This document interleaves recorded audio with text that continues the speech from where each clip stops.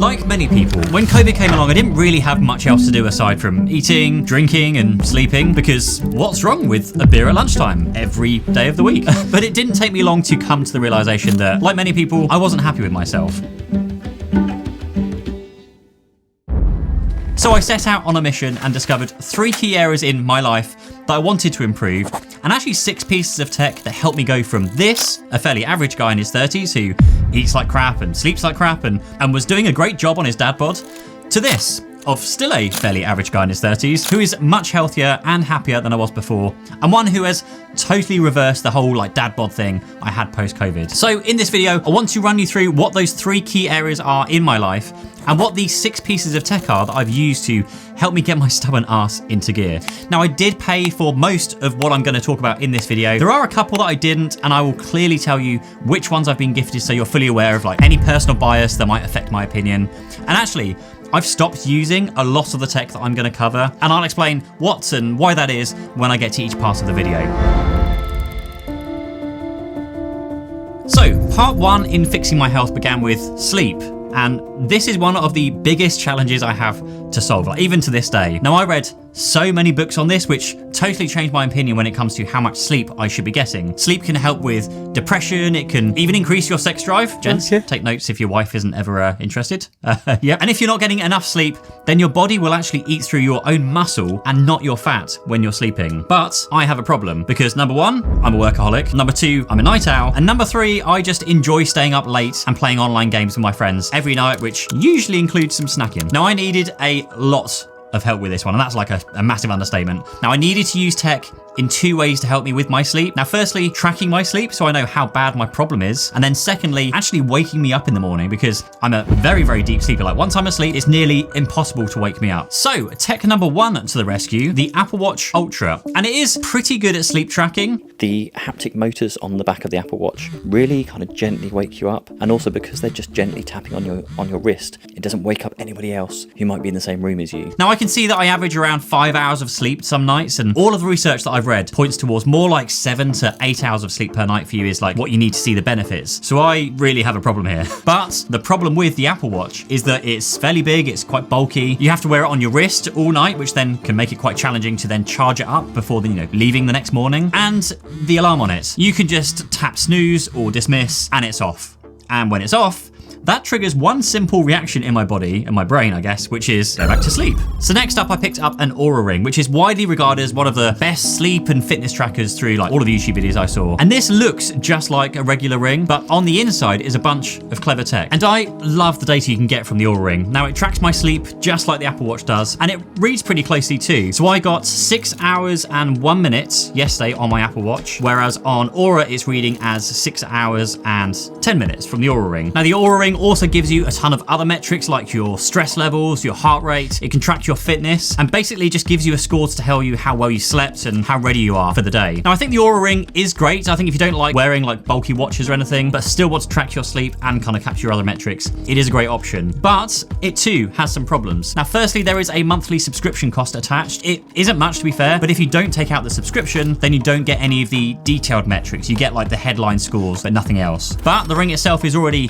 $299 or $399 if you get the stealth black version like I did. Now, I did buy this myself. Actually, my wife bought it for me for Christmas a couple of years ago, and I'll leave a link down below that should get you some money off if you are interested in picking one up. It's also Black Friday whilst we're shooting this video, so there might still be some discounts lying around for all of this stuff, so I'll link it all down below. Now, secondly, like I said, I went for the stealth black version, and it does a pretty good job at getting pretty scratched up over time, so just keep that in mind if you are looking to pick up a black version. Maybe a silver one might be a better option for you. And then thirdly, it's a ring, and it's great for, sleeping and tracking your general health metrics like your body temperature and heart rate. But you do have to take it off every time you work out because you can't really pick up weights whilst wearing this, unless, of course, you really, really want to scratch the ring itself. But there is an alternative to the Oura Ring, and that is the UltraHuman Air, which I'm wearing on my other finger if my camera would focus. Now, full disclosure, they did send this to me for free. I kind of pulled the, please can I have one? I'm a YouTuber kind of thing on them, and they agreed, thankfully. Now, it still has the same problem with the wear and tear. I've had this for around around 4 months now, I think, and it's starting to end up the same way. It costs fairly similar to the Oura Ring. I think it's $350, although again, there is another Black Friday discount happening, but there is no monthly subscription fee, and it broadly does the same thing as the Oura Ring. It tracks my sleep in line with the others, but it also monitors the best windows for you to consume caffeine, because you can see caffeine takes a really, really long time to leave your system. Now you can see here that caffeine in the morning is still in your body pretty much 12 hours plus later. It also tries to help with your circadian rhythm, which is like your body clock that tells you when you're tired and that it's time to sleep. And if anybody asks me which one of the two they should buy, I'm always just telling people just to go with the UltraHuman Ring right now, because broadly it gives you the same information but with no ongoing subscription fee. Oh, and also UltraHuman has quite an active Slack group as well, so if you want to dig into your stats or ask questions. But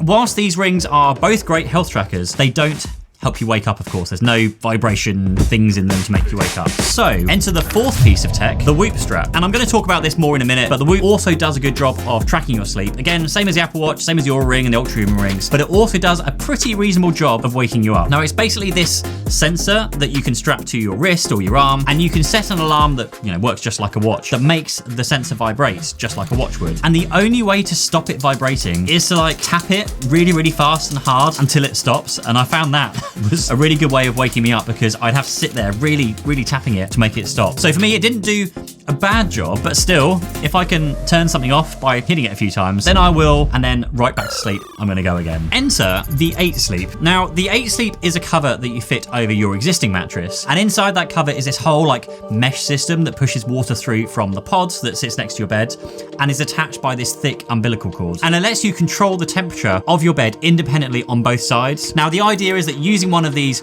will help you fall asleep faster, help you stay asleep for longer, and help you wake up in the morning feeling refreshed. And this is something that, I'll be honest with you, I wasn't gonna buy. In fact, I had so many discussions with my wife about this, because it costs around $2,000, more than $2,000 depending on the size of your bed. Insanely expensive. Now, I was desperate to try one of these, but I ultimately decided that I wouldn't spend $2,000 on one. But I asked and I kept asking until my good friend Shervin, thank you so much Shervin, stepped in and helped put me in touch with someone at 8 Sleep, who I'm super grateful for sending one out to me to try. So there is some context for you, but I'm still gonna try and be as unbiased as possible here. And I'm gonna start by saying the 8 Sleep is fantastic, but I still don't think I would spend $2,000 on one of these. It's a heck of a lot of money. But my wife says it is worth $2,000 and she would buy one. I'm assuming that's if I was paying for it though. And the second but, it does fix my biggest problem. And then the third but, it may well be worth $2,000 to certain people. So in terms of the good things, the 8 Sleep has 2 separate zones. You've got a left side and a right side, and you and your partner can then set your side of the bed to whatever temperature you want to have overnight. And this is great. When it's cold, you can warm up the bed before you get in. When it's hot, you can cool down your bed. Then once you are in bed, it will do these micro adjustments all night long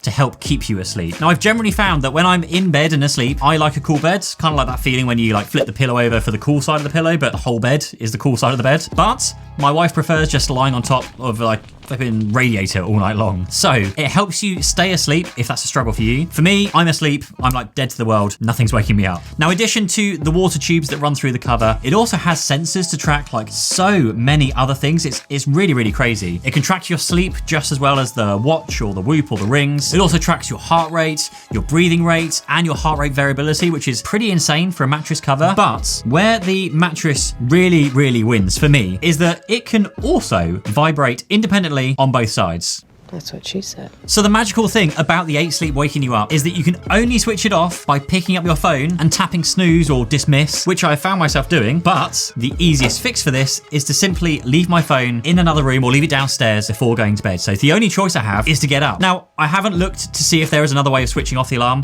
Please don't tell me if there's some special part of the bed you can tap or something. Honestly, I don't want my brain to know. Don't tell it. Otherwise, it will take the easy way out when I'm sleepy and I want to go back to sleep again. I'll just be oh, I can tap it. Now I can go back to sleep again. So now I can go to bed and not wear any other fitness tracker or watch or Whoop strap or rings or anything, and finally have something that wakes me up on time. So I guess the question is, who is the 8 Sleep best for? And when is it worth spending $2,000 or £2,000 on one of these? Now, I would say if you struggle to get to sleep, struggle to stay asleep, and like me, struggle to wake up, then it is worth considering. But I was also talking about the 8 Sleep with a coaching client of mine, and it dawned on, well, both of us, that this is well worth the $2,000 if your wife is going through something like menopause, where, you know, ladies' temperatures just go crazy and all that kind of stuff. And this would be a great help to cool them down. But there are some issues with the 8 Sleep. I did say I was going to be like as objective as possible without any bias, or as much bias as possible. And there are 3 issues that I can see with this. Firstly, the noise. Now, don't get me wrong, like the pod that sits next to your bed isn't that noisy. Like, it has a tiny fan on the back of it, and the noise it generates really isn't anything. But I'm the kind of person that likes to like sleep in a dark room with like blackout blinds. I don't want to see anything. I don't want to hear anything, like total silence. So I hate having like fans or anything else on. And whilst the noise hasn't stopped me from going to sleep, it's still kind of annoying to hear. Now, secondly, the cost is $2,000, which is a lot, like I said. But then there's also a monthly subscription cost attached of either, I think it's £14 or £22 per month, which you then have to buy for at least a year when you first buy one of these pods. So your options are to pay £22 per month for all the temperature features and a 5-year warranty. You can pay £14 per month for all of the features and a 2-year warranty, or you can kind of pay nothing after that year lapses. And all you get is manual control on the temperature of your bed, and that's like literally it. And I really don't think that's useful, because when you get into bed, you might want it to be warm in the winter, but it's very, very quick for you to, you know, get under the duvet and cover, and your bed will warm up very, very quickly. But the 8 Sleep does seem to be the only option when it comes to this sort of tech. I've kind of looked around to see if there are any other options. And so for me, this is the only piece of tech that actually fixes my problem with waking up in the morning. So this was the first step in my fitness journey. But the next step is arguably, I guess, the most important part of actually getting healthy, and that is, well, actually getting fit. But before that, this video is something I'm super passionate about. I hope you can kind of see that in what I'm saying here. And that means that it's probably going to flop. No one's going to watch it. But I wanted to make it anyway because I'm super passionate about this. So if you are enjoying this, finding it informative, I would hugely appreciate it if you clicked the like button down below here somewhere and subscribe to the channel to help spread this video further, to hopefully help more people stuck in the same place that I was stuck 3 years ago.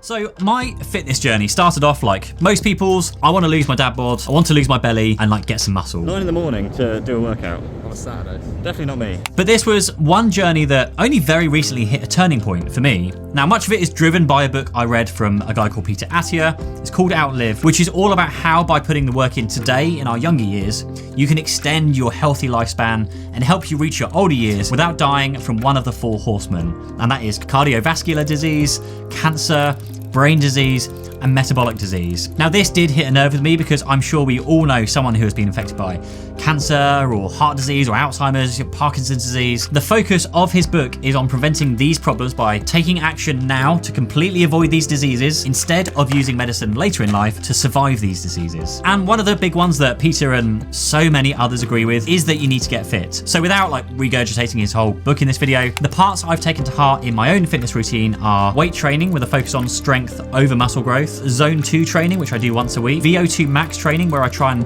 push myself to my limits once a week. And then number 4 is 20-minute sauna every day. And number 5, cold showers straight after the sauna, because I can't do it any other way. Now, again, I won't go into the reasons behind each of these, but the tech that I found best to help me with all of these are my Apple Watch, of course, my Whoop, and an app called Hevy. The Apple Watch Ultra, of course, for tracking my workouts, so I know, what my heart's doing whilst I'm working out. And of course, that logs everything back into Apple's health and fitness apps, just to keep a log of all of my metrics. Now, the Whoop also does a lot of the same things as the Apple Watch, but with a ton of added benefits if you use them, and that's like a big if. Now, what I like about the Whoop is that it helps you reach this optimal strain level every day, so you don't overdo things in the gym or anything. Now, it also tracks all of the usual metrics really nicely. Now, this can be really great if you're not feeling that well, so you can then check this to see if your temperature's higher or lower than usual, and you can, of course, do the same thing on the watch or the Oura or the UltraHuman rings. So to be fair, you can do that on a lot of these kind of fitness trackers. But the thing I love about the Whoop the most is its daily journal feature, which asks you like all of these questions about what did you do, how did you feel, did you eat a meal late. It also integrates with MyFitnessPal to put in the calories from like yesterday and all your kind of macronutrients and those kind of things. And if you do this regularly, it gives you this ridiculously detailed report about what activities are having a positive or like negative impact on your body. So if you wanted to try, I don't know, magnesium, then you could log the days that you pop a magnesium supplement And then after a while, Whoop would be able to tell you if that's having a good or bad effect on your body. Now, the only problem I have with this is that I've kind of got fatigued by this like journal feature. Like, I generally know now what is good, what is bad for me, so I kind of skip that more than anything nowadays. And that's actually a big reason that I really am giving up a lot of these like fitness trackers, because why does anybody need to wear 4 devices which are all broadly tracking the same things? And like 4 devices you need to remember to charge up. Like the rings last 4 to 5 days, the Whoop, again, that's another 4 to 5 days on a battery, so you have to charge stuff constantly. But anyway, in terms of actual fitness, the Whoop does include a ton of features. There is this whole like AI coach system in here where you can ask it anything about your personal fitness. You can also ask it about your own statistics, or you can even ask it to plan out a workout routine for you, which is, I guess, just like the latest big thing with like everyone just stuffing AI into everything. But it does really work quite well. Now, the Whoop can also let you log and track your workouts, but the problem I had with this is that where it's relatively new, it has quite a limited library when it comes to like exercises. So I had to create most of the things I was doing manually until I came across an app in the App Store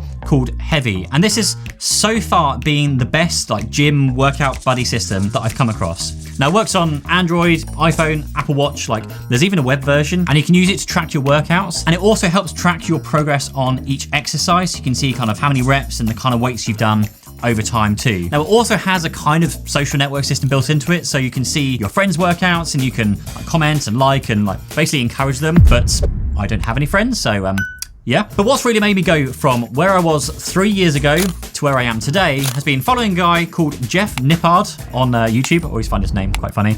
And then following his workout routines that he shares. And I actually found that in the evenings when I was sat on my sofa and like binge watching shows and not really doing anything productive, I actually really enjoyed copying Jeff's program into my fitness app, so that the next morning I would actually be ready and know what I'm actually doing at the gym. Now, it's actually something I've been thinking a lot about recently, with all of those like hours wasted where the kids have gone to bed and my wife and I are just exhausted. And we know just that moment we sit down on the sofa, I know that that's like the last piece of movement that I'm going to be doing for that whole evening pretty much. Which is a great segue to mention the sponsor for this video, Skillshare. Because instead of wasting away the hours on a sofa in the evenings, you could instead access the largest online learning community for creatives and learn a new skill instead. Now, this year has seen my dream to transition my YouTube channel from side hustle to full-time career come to fruition. And classes such as Asante Bean's Notion for YouTube Creators is a great example of how, if you're an aspiring YouTube creator, you could learn how to use completely free tools like Notion and build a business from it. And if that doesn't pique your interest, then there is a huge variety of paths you can take to learn a new skill. Whether it's becoming an artist or setting up an Etsy shop, Ali Abdaal has a whole productivity learning path on there as well. And the good news is that you can access all of these completely for free during the 1-month free trial. So if you're one of the first 500 people to use my link in the video description, that will let you sign up for 1 month of access totally free. I've been a paying subscriber of Skillshare for a few years now. Basically, whenever something comes up that catches my attention, I'll go and consume that. So a huge thank you to Skillshare for sponsoring this portion of the video. Now, I know the progress doesn't look huge in like photos, but to me, it honestly feels like a night and day difference. And as someone who has never used to have to worry about my physique, I was always just like young, skinny, and like always had a 6-pack, to today, where I can step on the machine. They've got like a funky machine at the gym, and it's gone from saying hidden obese, which is basically saying I'm fat, but on the inside, to slim muscular. It's a pretty good feeling. So that is sleep and my fitness. But there is one more crucial part of this like get fit triangle, the hardest one for me to solve, but I've kind of made peace with myself for it, and that is my nutrition.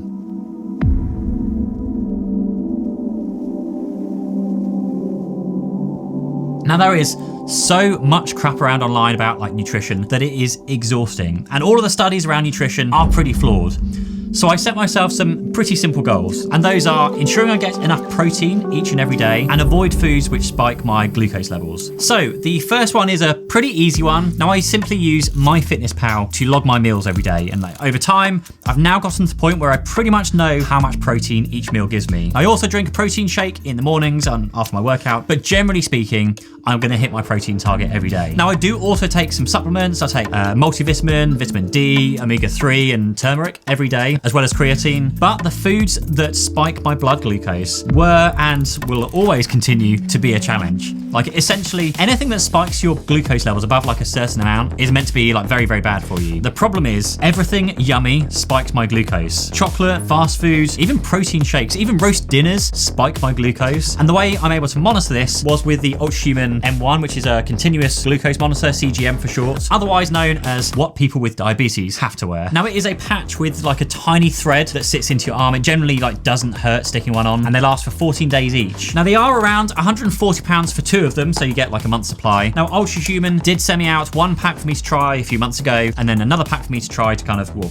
use in this video. And the patches communicate via Bluetooth to my phone. Now, this isn't something that you need to wear forever. I found that literally after 1, maybe 2 months, you kind of know which foods do what. So this is like a, you know, once in a year kind of purchase. Now, what I like about the like UltraHuman experience though, is that they run live sessions where you can speak with their team to understand the data and like the results that you're seeing in the app, which particularly on the glucose monitor is and can be very, very challenging to interpret. For example, I mentioned that my protein shakes were spiking my glucose levels after I've been to the gym, and they suggested that instead of waiting until after my shower and like drinking it whilst I'm walking back to the car, I should try drinking it straight after my workout instead. And that actually worked. Like, I drank my shake and it barely moved my glucose levels because I'm kind of still on that come down from my workout, because your body naturally creates glucose whilst you're working out. And this is why the results are very, very difficult to understand. Like, you can eat the same foods at different times a day, or even eat something like a roast dinner in a different order, you know, like meat first or meat last, and your glucose levels will do different things. But because it also integrates with MyFitnessPal, if you're logging all your food into that app, you can then identify which foods are causing spikes.